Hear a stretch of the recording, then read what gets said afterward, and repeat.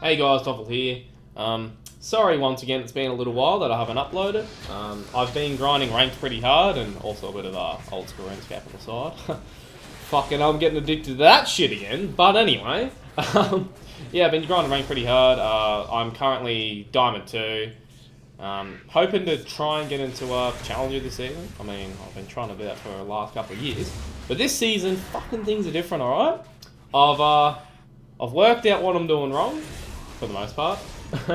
And I feel like, considering that a lot of my play hasn't actually been on Kha'Zix currently in rank, well, most of it's still Kha'Zix, because obviously, but I've had a lot of autofill support games. I've had a lot of games where I tried Elise, Graves, Rengar, Zac, broken meta jungle shit because Kha'Zix is getting perm-banned a lot when at the start of the season, and now it's kind of dropped off because Kha'Zix received a nerf like a way back, and other junglers have like kind of come into the forefront of play. Graves being one of them. Fuck Graves. What is that champion? I'm not going to talk about it. Just don't talk about Graves. Settle down. Anyway. Yeah, I've been focusing on me as a jungler, not me as a Kha'Zix player. Like, I've identified that my jungling's not very good. Like, I can pop off and shit, I can get fed, but my decision making, my macro play wasn't really good. But I feel like I've made good changes to fix that. But that's not what this video is going to be about. This video is going to be about my current thoughts on Kha'Zix, his build paths, his evolution order, a lot of things like that. Particularly with the change, all the changes this season has provided, and I've had a lot more experience now coming back from Japan to, yeah, talk about this instead of being like, I don't know, I've got my head quite around my thoughts, if that makes any sense at all. I don't think that makes sense. Anyway, I'm just going to jump straight into it. Build paths. What do I think the best build path is for Kha'Zix right now? There's a fair few, honestly. The first path I'd recommend, the one I go in most games, is Warriors into Boots. I'll quickly touch on Boots right now. It's either Merc Treads or Ninja Tabai if you need MR or Armor, whatever. And then you go Duskblade after Warriors, and then Ghostblade. And the reason why I like to do this is because out of all the lethality items, Duskblade still has not been nerfed. And it's got really good synergy with Kha'Zix's kit, especially with his ult. So I feel like Duskblade is the most superior choice to rush as an item. I was rushing Ghostblade first, and that's still good, but I feel like you just get a little bit more bang for your buck with Duskblade, and it helps your job as an assassin to kill shit. I mean, you can change the order, Ghostblade to Duskblade's fine, but that's just the order I like. Another thing, and every build starts with Warriors Boots. Like that's, you need Warriors in the early game, just because Warriors, it just provides such a powerful power spike. Powerful power spike. Yeah, that's great description. Anyway, so another build I like to go is Warriors Boots, Black Cleaver into Duskblade, and then yeah. So basically, or you can go Duskblade into Black Cleaver, and I usually do the latter. Again, this is the reason why I really like Black Cleaver. Well, it gives armor, it gives pretty much every stat Kha'Zix needs: 40 AD, 400 health, the armor shred, the CDR, the move speed when you auto attack or apply physical damage, which is all fantastic for Kha'Zix. And this build's probably the most versatile. You can build this into any team composition and get away with it pretty well. And a lot of these builds, all these like builds that I'm mentioning, they don't have, like, that's only the first 4 items. Your 5th and your 6th item are always situational, I find. Like a lot of the, my 5th item in most games is probably Last Whisper. And if you go the Black Cleaver Duskblade build, Last Whisper is great because you pretty much fuck tanks. Like, it's tanks, mate. You're gone. See you later. So yeah, and then your 6th item might be something like, I don't know. You could go Tiamat, Death Stance, GA is the big one for 6th item or 5th item even. It depends what you need. Anyway, and my 3rd build is, wait, what have I written here? That's the same shit as, oh, whatever. Okay, well, anyway, screw the third build, there's 2 builds. Basically, it's either you go Ghostblade third or you go Black Cleaver third. Well, that's what I find I have the most success on right now. Yeah, and before, earlier in the season, I was also throwing in an Edge of Night, simply because that item was broken as fuck. But now it's not. Now it's being nerfed pretty significantly. I don't pick it up very much at all these days, but it's good in some situations, and I'll get to that. But moving on to the non-core items, the items you want to fill up the rest of your build with. Tiamat, my favourite item. I love the Tiamat. Makes the sick fucking triple jump plays. You love it. It's still great. I find it's really hard to build in the early game right now, though, unfortunately. There's just so much better options. You got Serrated Dirt, you've got Warhammer, and generally you do want to build towards your first 3 items instead of building a Tiamat. Tiamat does help clearing the jungle, but your Kha'Zix, you clear it pretty damn fast anyway, so Tiamat doesn't help you that much in that regard. Yeah, I mean, I find if you pop it off pretty hard, Tiamat's great. Gives you more burst, lets you be much more flashy and all that sort of thing. Yeah, love Tiamat. I do pick it up in a lot of games where I'm ahead, of course. But yeah, there's a lot of games where I never get it, which makes me sad. But at the same time, it's not good enough right now. And of course, the upgrade Ravenous Hydra, you build. That's always the same. You build that late game. If you buy the Tiamat, you don't upgrade it until it's like your last item, because there's just better things to spend your gold on. Because Tiamat, I mean, Ravenous is so expensive. Edge of Night, as I said, straight up broken about a month ago.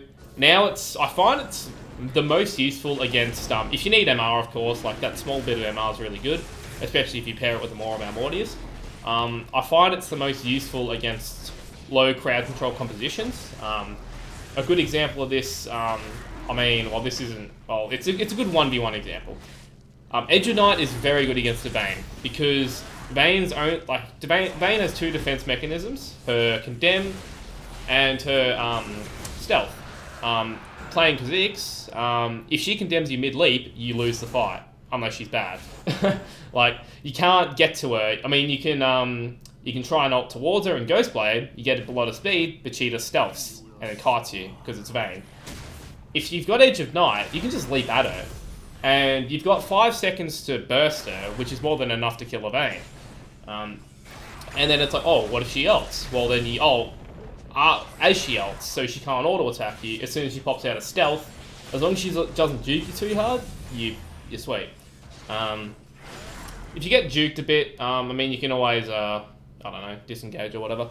But yeah, that's it's good against Vayne. But you can see what I'm trying to say is teams that don't have a lot of CC, or their CC is very they need to save it for the team fights. Like Edge of Night's great, because if they do use the CC on you, you ignore it, and then your team can follow up and all that sort of thing before it comes off cooldown.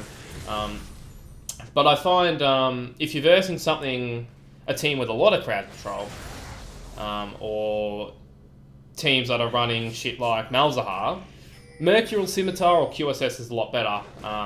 It's more expensive, it provides a lot more AD, you get a bit of lifesteal, which is whatever. Pretty much if you're versing shit like Morgana, or a lot of crowd control that can be cleansed, if you get hit by the crowd control, you're fucked. You want to buy QSS.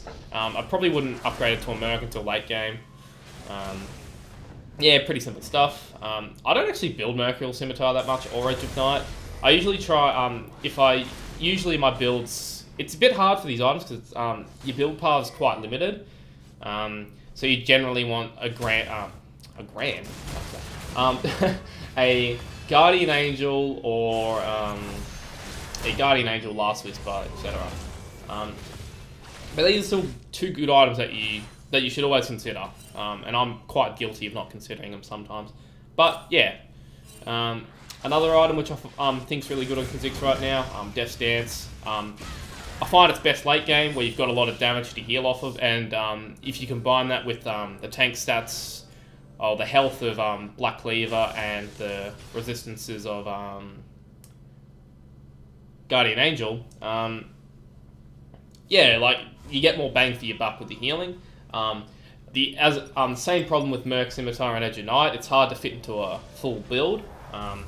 So I generally sell my jungle item to fit Death Stance in there. The problem with that is you're giving up your Empowered Smite. So if you've got Red Smite, you're giving up the 20% damage reduction. But late game in a team fight, you're taking damage from pretty much everyone on their team if you dive in. So it kind of depends. Do you need the Red Smite? Are you going to be 1v1ing? Are you split pushing? If you are split pushing, or you're taking a lot of small skirmishes that are like 1v1s, 2v1s or whatever, I don't know what's happening in your game, you probably want to keep the Red Smite. But if it's a lot of team fighting, Death Stance is really good. And the item I've talked about a bunch of times, Guardian Angel, pretty much the only defensive item you want to build in most of your games. The only exception I find is Dead Man's Blade against full AD comps. And if the full AD comp crits, then you want a Randuin's Omen to mitigate the crits. But apart from that, you want Guardian Angel. The passive is fantastic. Gives you a second chance. It plays mind games on your opponents to not burst you down. And that's fantastic if you're diving into their team. But of course, don't change your playstyle because you've got a Guardian Angel, because you're still Kha'Zix, you're still quite squishy. But I do find that when you do get a Black Cleaver and a Guardian Angel, you're fairly tanky. Like, you've got some good resistances backing you up, and you've got the 400. You've got about, I think it's about 2,600 health, 2,500 at level 18 with those two items. So yeah, good stuff. That is, you want Guardian Angel in most of your games, I find, because it just allows you a lot more flexibility to get into a fight without blowing up straight away. You can at least throw down your combo before getting killed, unless you get CC'd straight away, which in that case you probably went in at the wrong time. So now I'm going to go over the evolution order. I'm going to stop trying going or every 2 seconds because I just went over my first bit of footage. And also, I already recorded this part, but I had my mic muted, so well done, me. Thumbs up to you. All right. So, the first evolution, in 100% of games, you want to go the Q. Always Q first. I can't really think of any situations where any other evolution is going to be more beneficial. You could argue E might be better for ganking. Same with W. W gives you better ganks. But I just find Q gives you more. Q gives you better ganks in the form of damage. Q allows you to 1v1 pretty much anyone in the game that isn't Graves. Q allows you to clear camps really fast. Q gives you objective control. It gives you so much. So that's why I go Q every game first. The second evolution, you know me, it's got to be E. Actually, not quite. It could be E or W. For E, you want to get E in snowball games. I evolve E in every... If I'm playing low elo, I get E every game because I know I can pop off. And of course, E is my favourite evolution because it allows you to do some awesome stuff, as you know. But why do I say W second now? W second is really quite good in situations where you're behind, or in games where the enemy team is just kind of deathballing it down mid, which is where they all group up as 5, and you can't. It's pretty much impossible for you to get a good opening on them unless your team's able to engage for you and do a lot of damage without you. But in higher elo games, I've been finding that it's just too risky sometimes to go E second. Even though I'd love to do it and I love to go straight on their carry, sometimes you want to play a more team fight based, I suppose, Kha'Zix, where you kind of poke it with W, you use W to try and get some picks, you use W for vision because it reveals the enemy, and that's really quite important in a lot of games. And it's just a really good tool to try, and it also helps if the enemy team's trying to engage on you. It's a really good disengage tool, and it's quite good for engage as well, as I said, to help slow them down so that your team can engage a fight more easily. And even though you don't have your E second, you can still go in for assassinations. It's just a little bit more risky, and you have to change your playstyle a little bit to accommodate for that. You go in a little bit later, I suppose, and you rely a lot more on your ult to get out of situations. Yeah, W second. Like I find in a lot of my ranked games on my main, I've been going W probably 50% of the time. It's all dependent on the situation. And unfortunately, and for your third evolution, you want to go what you didn't take. You want to go E or W. But what about R? Unfortunately, I don't ever take R in my ranked games because it's just too gimmicky, honestly. As much as I hate to say it, I mean, I had a lot of hype coming into the Kha'Zix rework at the start of the year, and it looks like a really fun ability, but unfortunately, yeah, it just doesn't provide you with that much strength. I know Tingus still takes R second, not R second, R in the late game for fighting in the jungle, but I find that's too situational. And you lose out on the power of either W or E, depending on what you didn't take. And I find those are a lot more consistent. If R gave you a third charge or increase the duration of your invisibility, or even if you could walk into a bush and activate the ult, even if you're in combat, then I'd take R in some circumstances. But unfortunately, it's just too gimmicky. It's just not really that powerful. With that said, though, I'm probably not being too fair on it. There's probably more strength to it than meets the eye, which I'm not taking advantage of.